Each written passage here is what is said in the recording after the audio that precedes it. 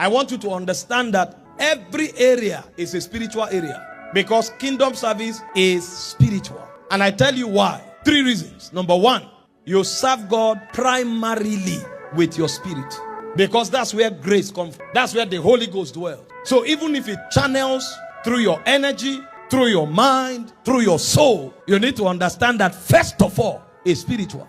Romans chapter 1 verse 9 is spiritual because you serve him primarily with your spirit. For God is my witness, whom I serve with my spirit in the gospel of his Son, that without ceasing I make mention of you in prayers. If it does not originate from your spirit, it's the works of flesh, and it will not pass the test of divinity. Any service that has its root outside the spirit is dead works. So you must understand that although diverse aspects of service, all of them has one origin, the spirit. If it does not originate from there, the Holy Ghost will not approve of it. It will be called dead work or works of the flesh, and it will not appease God. Do you know why many people end up corrupting their service? Because it was not spiritual.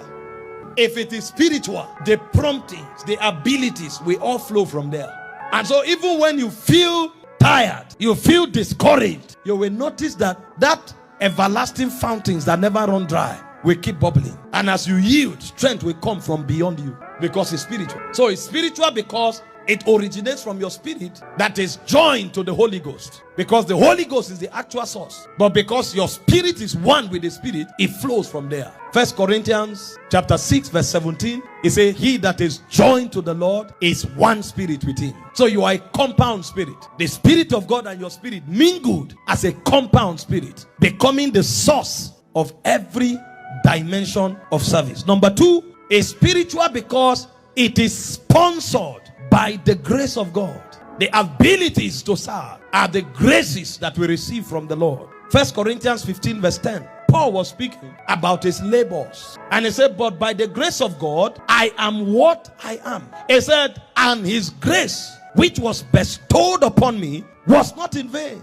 He said, but I labor more abundantly than they all, yet not I, but the grace of God which was in me.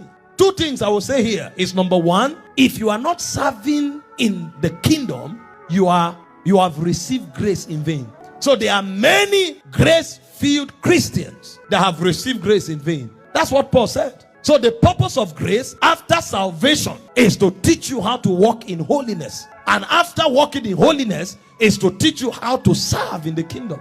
So grace brings salvation.